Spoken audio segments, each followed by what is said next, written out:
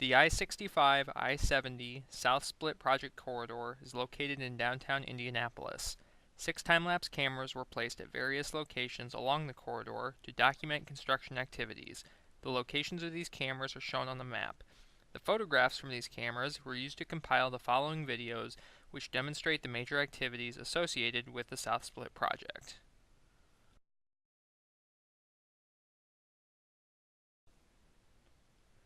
This table summarizes the major construction activities that will be shown in the video, beginning with initial pavement removal and ending with interstate reopening. This video only shows a sample of project activity, but reflects approximately $775,000 in work. Each activity is shown in a compressed time sequence, with the relation between time in video and actual project time shown here. Likewise, many of the construction activities have material quantities associated with them. This table shows the quantity and dollar amount of each material estimated for the entire project, as well as the quantity and dollar amount for each material shown in the video segment. Beginning on September 3rd, the existing pavement and base material were removed. In total, over 92,000 cubic yards of pavement and soil were excavated from the South Split corridor. The video segment here, taken on the southbound lanes just north of the Calvary Street Bridge, shows approximately 1% of that excavation. The chart at the bottom illustrates the excavation quantities corresponding to the video. The top number represents cubic yards of excavated material, and the bottom number is the percentage of all project material excavated. After the pavement removal was completed, new drainage conduit was installed to ensure that excess moisture is adequately channeled away from the roadbed.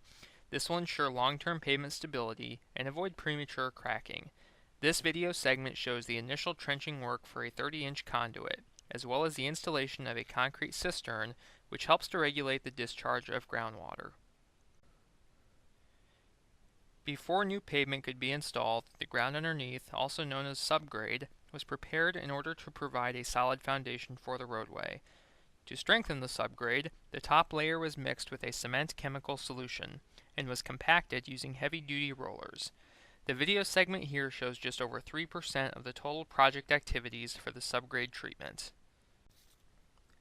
To provide additional roadway strength, a geotextile fabric was installed on top of the subgrade. This permeable material allows water to drain through from above, while maintaining a consistent interface between the pavement and the soil. Once the geotextile fabric was installed, it was covered with a layer of aggregate, upon which the pavement was then installed. On the South Split project, over 80,000 square yards of geotextile fabric was used. The video segment here shows just under 4% of the total fabric used on the project. After the subbase was prepared, a hot mix asphalt material was laid down to support the concrete pavement on the road. The use of a hot mix asphalt base provided very strong pavement support in a compact cross-section. A total of 10,600 tons of hot mix asphalt was used for the road base on this project. The video segment shows approximately 5% of this material being placed. Prior to the concrete paving, steel reinforcement was laid down on top of the asphalt base. The continuous reinforced concrete used reinforced steel, or rebar, to provide additional pavement strength and support.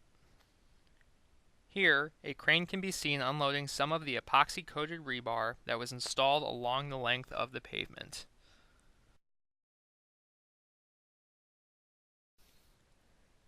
The South Split project was unique because it used continuously reinforced concrete pavement, or CRCP. The rebar placement for this project has 3 primary components. First, small steel supports known as baskets were laid down to support the rebar. Next, additional supports were laid across these baskets in order to provide lateral support for the rebar that runs lengthwise on the project.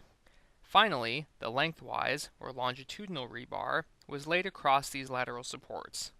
The South Split project used nearly 2.2 million pounds of longitudinal rebar for pavement reinforcement. Approximately 2.5% of this steel, or 55,000 pounds, are shown being placed in the video. CRCP has many benefits. For one, it eliminates the traditional transverse joints of concrete pavement, which can allow for water and debris infiltration that leads to premature pavement damage. CRCP also has a higher strength than jointed pavement, which allows for a thinner pavement cross-section. A thinner cross-section was desirable to provide maximum clearance underneath the bridges.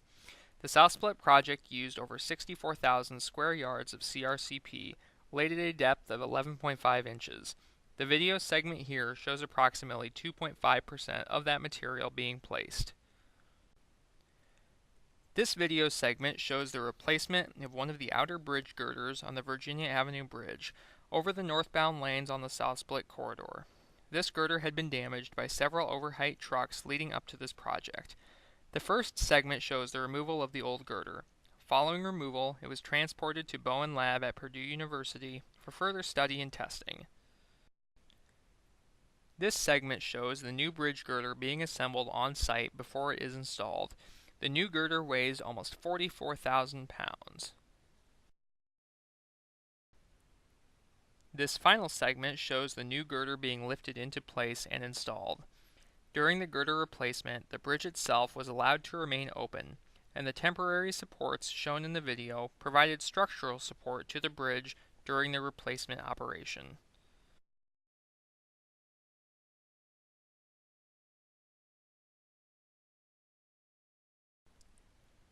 This video segment shows a similar girder replacement for the Virginia Avenue Bridge, except this time over the southbound lanes of the South Split corridor. This girder is even larger, weighing approximately 65,000 pounds. After removal, the old girder was also transported to Bowen Lab at Purdue University for further study and testing. This video segment shows the installation of a new concrete foundation for a cantilever or single support overhead road sign. First, the bottom of the foundation was excavated using a method of high-pressure water blasting known as hydro-excavation. This non-destructive, non-mechanical method of removing soil at a controlled rate, using air and water pressure simultaneously, allows the contractor to verify that no existing utilities are present at the bottom of the foundation. After the initial excavation, the soil under the sign foundation was prepared using hydraulic compaction. After this, the sign foundation reinforcement was installed. Next, concrete was poured in several stages and a temporary formwork was placed to give the foundation its shape until the concrete cured. The final image in this video segment shows the installation of the cantilever sign after the Interstate has reopened. The concrete foundation is visible at the bottom of the vertical support. On the South Split project, a total of 6,413 linear feet of guardrail was installed. This video segment shows approximately 140 feet of W-beam guardrail, about 2% of the overall quantity. Returning to the girder replacement on the Virginia Avenue Bridge, it was necessary to paint the steel on the new girder to prevent corrosion and provide a longer service life.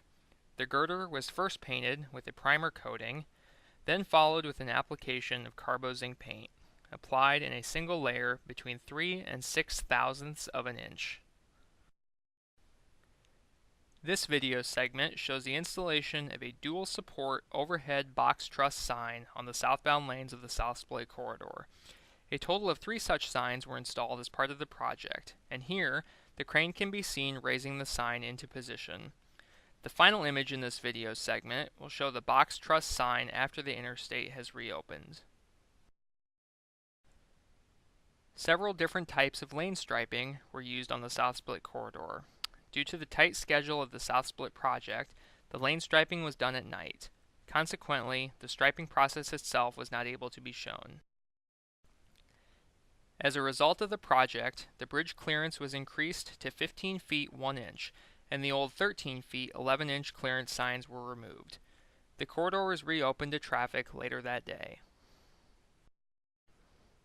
This final video segment shows the South Split corridor reopened to traffic after only 44 days of construction.